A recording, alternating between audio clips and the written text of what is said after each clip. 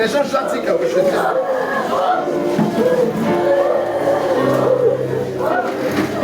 Écoutez.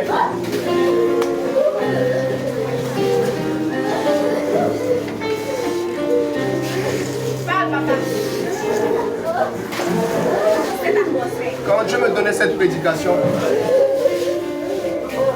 c'est dit ça a tout chamboulé encore dans mon esprit. Ça a tellement changé. Et ce que le Seigneur me dit depuis un moment, il a commencé à plus comprendre encore c'est dit la valeur du ministère dans son sens profond en fait. Comment est-ce que si jamais, moi en tant que prophète, je joue mal mon rôle, beaucoup de personnes peuvent être égarées en fait. Et j'ai tellement pris cette prédication à cœur, ça me tient tellement à cœur, au point où j'ai évité de parler de ce que j'avais su, même à quelqu'un, même pas à Joël, même à personne du tout. Parce que cette prédication, je me l'ai donnée et ce n'était pas seulement une prédication, mais c'était un stand-up. Lève-toi pour toute une génération. On sait tous que quand Dieu doit faire, nous devons faire. Parce que même quand Dieu fait, que nous on ne fait pas, on ne sait pas valider ce que Dieu a déjà fait. Jésus est mort, mais pour rendre valide ou valable la mort de Jésus-Christ dans nos vies à nous, on doit l'accepter d'abord. C'est ainsi qu'il y a des choses qu'on doit comprendre.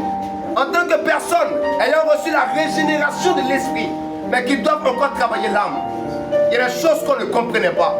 Et quand le Seigneur m'a dit aux frontières de Canaan, il n'était pas en train de me dire où Canaan finissait, mais où Canaan commençait. Et dans l'esprit, c'était comme si on était toujours dans cette mentalité de conquête. Car il y a des territoires que tu dois conquérir. Amen. Il y a des territoires de quelqu'un ici. D'une vie que tu dois conquérir. Amen. Ceux qui habitaient à Canaan, à qui Canaan n'appartenait pas, on doit habiter à Canaan. C'est la saison où les Étiens, les Amoréens et les Philistins doivent quitter ton territoire. Amen. Mais avant d'entrer à Canaan, il y a des choses que tu dois obligatoirement comprendre. Lorsqu'on lit les textes, on se retrouve en Matthieu chapitre 5. On voit la première prédication de Jésus-Christ. Il prend ses disciples, il les fait monter sur une montagne et il commence à leur enseigner. Dans l'enseignement, il parle des choses basiques de la spiritualité comme la prière et la méditation. Il parle du fait de demander, mais il ne s'arrête pas là. Il dit, on vous a dit que tant, mais moi je vous dis. Jésus dit, il vous a été dit, mais moi je vous dis. Et là quand Jésus est en train de parler, il était à la frontière de la loi et la grâce. Et le Seigneur m'enseigne, m'a dit, à chaque fois que tu es à la frontière, à la finalité d'un territoire, et au commencement d'un nouveau territoire, tu dois comprendre les règles du nouveau territoire. Parce que ce qui te fera régner à Canaan n'est pas forcément ce qui t'a fait régner dans le désert. Le peuple d'Israël était un peuple qui avait connu un impact terrible dans le désert. Au point où partout il passait, tout le monde les craignait. Ce n'est pas seulement à Jéricho que ça a commencé, même ça a commencé dans le désert avec les territoires. Lorsque Og entendait que le peuple de Moïse venait, il avait peur. Donc ils avaient eu des victoires dans le désert. Mais là, ils s'apprêtaient à entrer à Canaan. C'est là que Dieu m'a dit, mon fils, je ne suis pas seulement le Dieu qui ne change pas. Je suis le Dieu des saisons. Je suis le même, mais selon les dimensions auxquelles je me rencontre. Si tu veux marcher avec le Dieu de la loi, de la grâce, tu ne peux pas vivre la grâce. Parce que c'est le même Dieu, mais sa manière de marcher a changé. Dans la loi, c'était fait, tu vois. Mais dans la grâce, c'est quoi et tu vois. Et à chaque frontière, il y a des choses que le peuple doit comprendre si le peuple doit évoluer. La marche peut être la même, mais la démarche s'adopte en fonction des saisons. Et la saison où tu étais en instruction, parce que le désert, Dieu l'emmène le peuple d'Israël pour aller instruire le peuple d'Israël. La saison de l'instruction et la saison de la domination sont deux saisons différentes. Et des choses que je dois comprendre. Je vais annoncer au peuple de Dieu ce soir, annoncer à la génération ici ce soir, que nous sommes dans la saison où nous sommes au bord de Canaan. Nous allons entrer dans Canaan. Et on va dominer à Canaan. Mais pour ce faire, on doit comprendre quelques deux, trois trucs. La chose dont je vais te parler ce soir, en termes de premier point, lorsque le Seigneur m'a révélé ça, il m'a dit, mon fils, lis ta Bible. Est-ce que je peux te parler? Le Seigneur m'a dit, je n'ai jamais multiplié hors du désert ou dans une période qui n'était pas désertique. J'ai dit comment, Seigneur? Il dit, lorsque tu lis ta Bible, lorsque le peuple d'Israël était dans le désert, la manne tombait du ciel et la caille tombait du ciel. Il dit, lorsque tu lis ta Bible dans les évangiles, tu te rends compte que le jour même Jésus a multiplié 5 par les 2 pasteurs, ils étaient dans le désert. Donc le Seigneur m'a dit, la loi de la multiplication ou la donation du ciel est valable que dans le désert.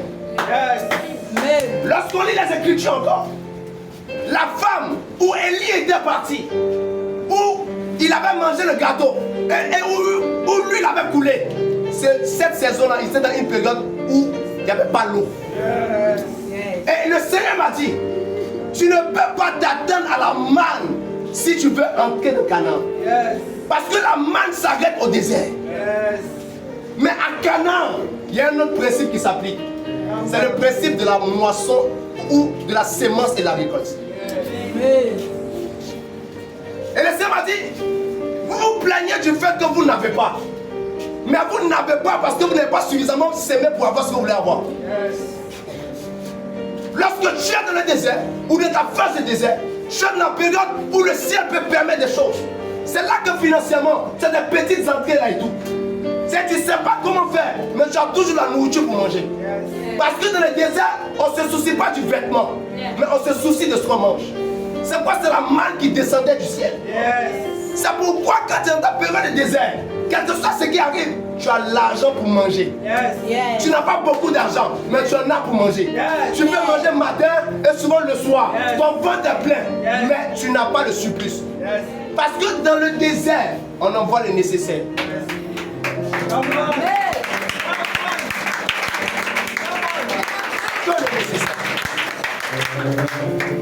Et il n'y a jamais de surplus.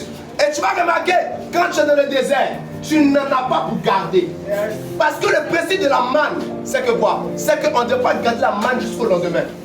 C'est pour ça que tu ne comprends pas, mais tu n'arrives pas à faire ce qu'on appelle une épargne. Même quand tu as assez d'argent et tu es dans le désert, tu prends, tu fais les choses du matin au soir. Tu peux avoir beaucoup d'argent, mais ça finit. Ce n'est pas tous les jours un démon, mais c'est la loi du désert. Mais lorsque le peuple entre à Canaan, la Bible nous dit, la première chose qui s'arrête, c'est la manne. C'est comme ça que tu as l'impression que dans le début de ta foi, ou même à un niveau de ta foi, le Seigneur s'assure que tu as toujours à manger. Mais depuis un moment, souvent c'est juste, tu n'arrives pas à manger. C'est quel signe? C'est le signe que tu n'es plus dans le désert, mais tu es à la frontière de Canaan. Parce que quand le ciel ne pourra plus à la nourriture, c'est que tu es sorti du désert. Mais tu es dans ton Canaan. Et dans le Canaan, laisse-moi vous expliquer ce qui se passe à Canaan. À Canaan, c'est plus Dieu qui te nourrit. Ou Dieu ne te donne plus la nourriture, comme nourriture telle que tu penses. Mais il te donne la substance. Pour que tu puisses avoir la nourriture que lui, il t'aurait donné dans le désert. Parce que dans le désert, tu ne choisis pas quoi manger, on t'impose. Mais à Canaan, c'est là que tu choisis les choses que tu vas manger. Parce qu'à Canaan, il n'y a pas seulement le lait, mais il y a aussi le miel. Et là, il y avait le choix, la nourriture qui était imposée en fait. Où tu pouvais décider. Je me demandais en fait, comment le peuple qui partait là, c'est dans le territoire où ils allaient aller à Canaan, comment ils faisaient pour manger? C'est là que le Seigneur m'a dit en fait, à chaque fois que le peuple d'Israël arrivait à conquérir un territoire, qu'est-ce qu'il faisait? Il s'aimait afin de récolter, afin de pouvoir juger quelque chose. Et à Canaan, on n'attend plus les choses. Parce qu'au désert, chaque matin il se levait et la manne venait. Il n'était pas obligé d'aller travailler. Pas obligé d'aller faire des choses. Je ne sais pas, engendrer des choses. Mais à Canaan, on n'attend pas, on fait arriver les choses. Parce que pour pouvoir avoir la terre cultivable, il doit partir affronter les gens aussi qui avaient des terres cultivables. C'est pourquoi arrivé un moment de la conquête du peuple d'Israël, lorsqu'ils affrontaient un peuple, qu'est-ce qu'ils faisaient? Ils prenaient aussi le bétail.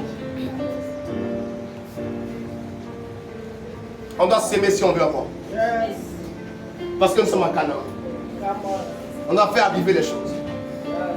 Dieu s'arrête et il regarde Judas. Qu'est-ce que tu veux? À Canaan, le ciel ne s'ouvrira pas pour que la nourriture descende. C'est la terre qui donnera. Mais la terre doit être travaillée. Ta production n'est pas seulement en fonction du type de semences que tu emmènes, mais aussi de l'entretien de la terre que tu as.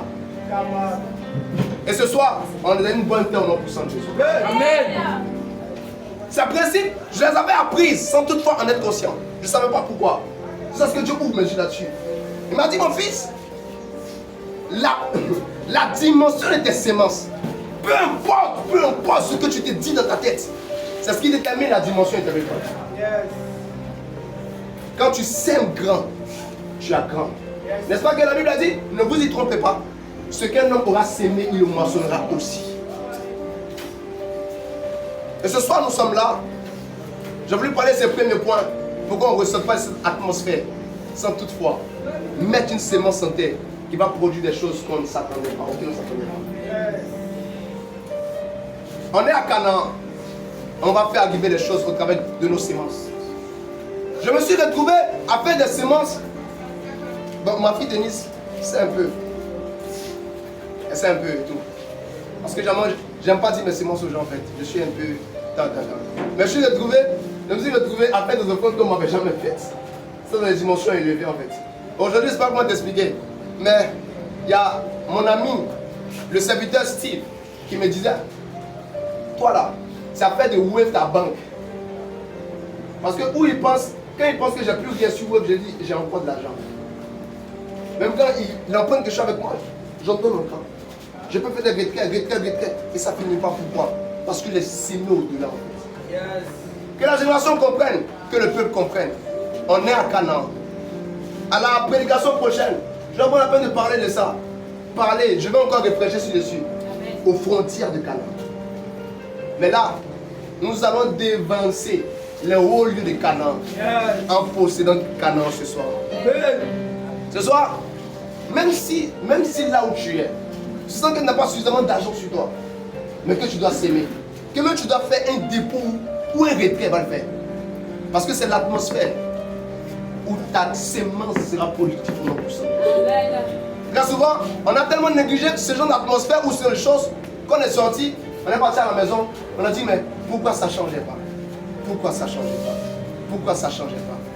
Pourquoi ça ne changeait pas? Une des choses que j'ai oublié de dire ou que le temps était petit pour que je puisse le dire, c'est que à Canaan, c'est la foi. C'est la foi qui produit. Prends une sémence avec toi. On va sortir d'ici en appliquant ce principe. Prends une sémence avec toi. Le type de sémence qui ne déchire pas seulement ton cœur. Le type de sémence que tu fais par folie. Que tu fais par folie. C'est-à-dire, même s'il fallait que tu vides ton compte ce soir, moi-même, Charles le Capistan, je te le recommande. Ouais, je sais de quoi je parle.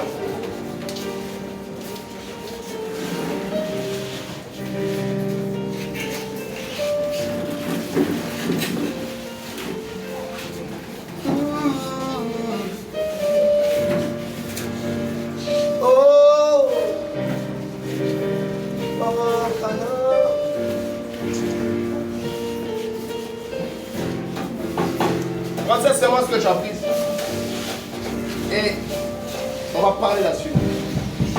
On va dire quelque chose là-dessus.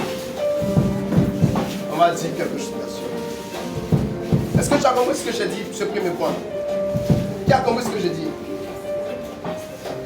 Tu as compris cette sémence?